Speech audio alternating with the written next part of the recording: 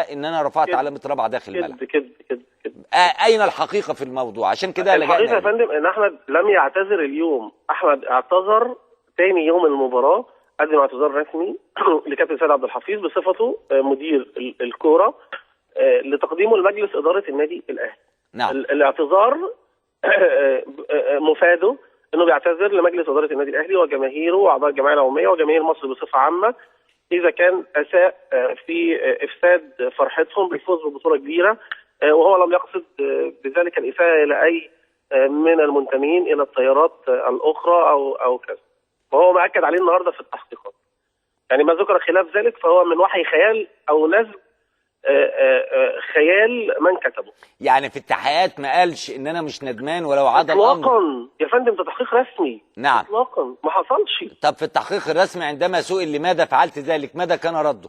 هقول لحضرتك يا فندم، المستشار مصطفى الاول خليني يعني احييه جدا، راجل واجهه جيده جدا للقضاء المصري، راجل مبتسم كده ويعني وجهه ما شاء الله يعني يعطيك شيء من الاطمئنان. نعم. مع انه هو المفروض ان يعني يكون يعني طبعا مع احترامي ان وجود هيبه وكده، لكن هو راجل متسامح فيعطيك شيء من الاطمئنان وانت بتتكلم. وده نعم. اللي خلانا نوافق على خضوع اللاعب للتحقيق، لان الاتحاد المصري لكره القدم ليس جهه تحقيق.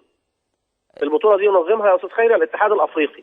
يعني انت به بتوقيع عقوبات على اللاعب.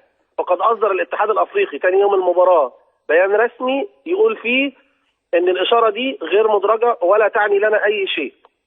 نعم. يعني مش من حق اتحاد الكوره كاتحاد مصري ولاعب مصري بيلعب في فريق مصري ان يحقق معه؟ بص يا فندم، الموضوع هناك لغط. يعني النهارده احمد عبد الظاهر اذا اوقف في مباراه محليه وليكن النهارده نعم. الاهلي ووادي دجله، الاهلي والاسماعيلي، سيشارك يوم الثلاثاء القادم في مباراه قاريه تابعه للاتحاد الافريقي. نعم. اذا فهي بطوله اخرى. الاتحاد المصري هنا يعتبر زي بروكر او وسيط لمجرد عمليه القيد او اصدار الكارنيهات عن طريق الاتحاد المصري وتوجيهها للاتحاد الافريقي للتصديق على اي عقوبه المشاركه في البطوله. تمام يا فندم؟ تمام.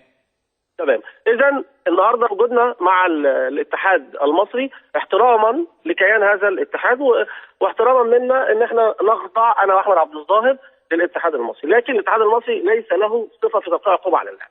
ما جرى داخل التحقيقات وهذا ما يهمك ويهم مشاهديك. نعم. ان سياده المستشار مصطفى عرفه نائب رئيس اللجنه وجه لاحمد عده اتهامات.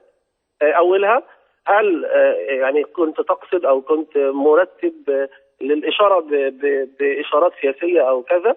احمد قال له لا، الكلام ده مش مظبوط وده مرتب، وانا لا انتمي لاي تيار سواء سياسي او ديني، وان انا بحترم جميع التيارات السياسيه بكافه انواعها سواء ليبراليه او علمانيه او وسطيه او يمينيه او يساريه. بحترم كل المنتمين للعمل العام بشكل مجمل يعني، وانه نعم. لم يقصد الاساءه للاخر، لكن هناك صديق له وده اللي كان احمد ظهر معاه في